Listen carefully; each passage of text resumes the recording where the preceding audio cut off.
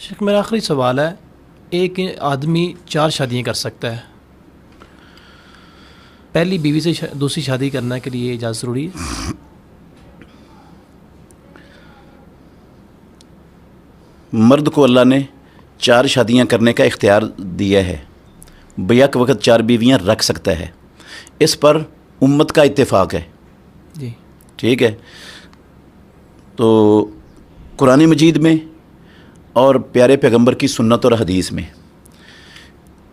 اس کے لیے کوئی شرط نہیں ہے، صرف ایک شرط ہے. قرآن و حدیث کے اندر صرف ایک شرط آئی ہے، وہ ہے کہ اگر بندہ عدل اور انصاف کر سکتا ہو تو پھر دوسری شادی کر لے، تیسری بھی کر لے، چوتھی بھی کر لے. شرط کیا ہے؟ عدل قائم کرنے کی. جی کہ وہ بیویوں میں عدل قائم کر سکتا ہو، انصاف رکھ سکتا ہو جی تو پھر وہ کر سکتا ہے.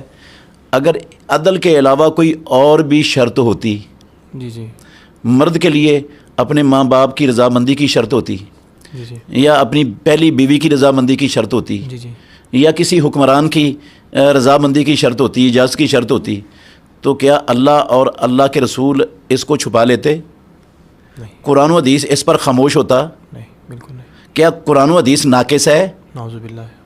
اللہ کے نبی کی زندگی میں دین مکمل نہیں ہو گیا؟ ہو گیا بالکل. تو اس دین میں تو کوئی شرط ایسی ہے ہی نہیں ہے کہ وہ پہلے بیوی کی اجازت لو تو پھر دوسرا نکاح ہو سکتا ہے، یا حکومت سے سرٹیفکیٹ لے لو تو پھر دوسرا نکاح ہو سکتا ہے، یا اپنے ماں باپ کو راضی کرو دوسرا نکاح کرنے کے لیے تو پھر شرط. اسلام میں تو جو دوسرا نکاح پہلا بھی نکاح ہے نا مرد کے لیے، اس میں بھی ضروری نہیں ہے کہ وہ ماں باپ کی اجازت لے. یہ اجازت کا مسئلہ کس کے لیے ہے اسلام میں؟